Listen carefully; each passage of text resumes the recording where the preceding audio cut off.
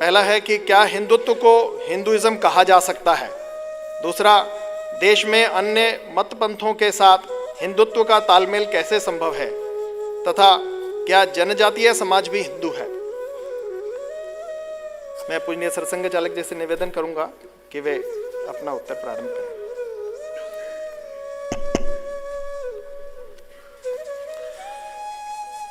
Hindutva, Hinduness, Hinduism ये गलत शब्द है, क्योंकि इज्म एक बंद चीज मानी जाती है।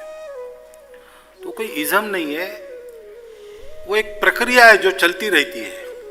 गांधी जी ने कहा है कि सत्य की अनवरत खोज का नाम हिंदुत्व है। राधा कृष्णन जी का एक बहुत सुंदर कोट है, मेरे पास नहीं है इसलिए मैं नहीं बताऊंगा, लेकिन एक उसका चरण है कि हिंदुत्व ये प्रोसेस है, सतत चलने वाली प्रक्रिया है, मोस्ट डायनामिक है, और उसमें सबका योगदान है जो भारत में हो गए विचारक। इसलिए हिंदुत्व को हिंदुइज्म नहीं कहना चाहिए, ऐसा मेरा मत है।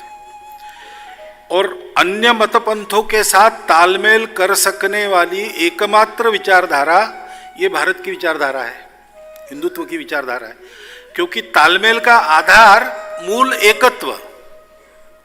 प्रकार विविध है और विविध होना अवश्यंभावी है, क्योंकि प्रकृति विविधता को लेकर चलती है। विविधता ये भेद नहीं है, विविधता ये साजा सज्जा है, प्रकृति का श्रृंगार है। ऐसा संदेश देने वाला, और संदेश ने थियराइजेशन के आधार पर नहीं, अनुभूति के आधार पर देने वाला एकमात्र देश हमारा देश है। और इसलिए हिंदुत्व ही है जो सबके तालमेल का आधार बन सकता है।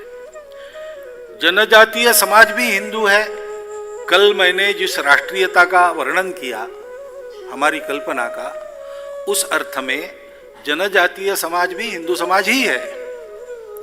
भारत में रहने वाले सब लोग हिंदू ही है, पहचान की दृष्टि से, राष्ट्रीयता की दृष्टि से। ये कुछ लोग जानते हैं, गर्व से कहते हैं, कुछ लोग जानते हैं, नहीं गर्व नहीं अनुभव होता, हाँ है भाई इतना कहते हैं।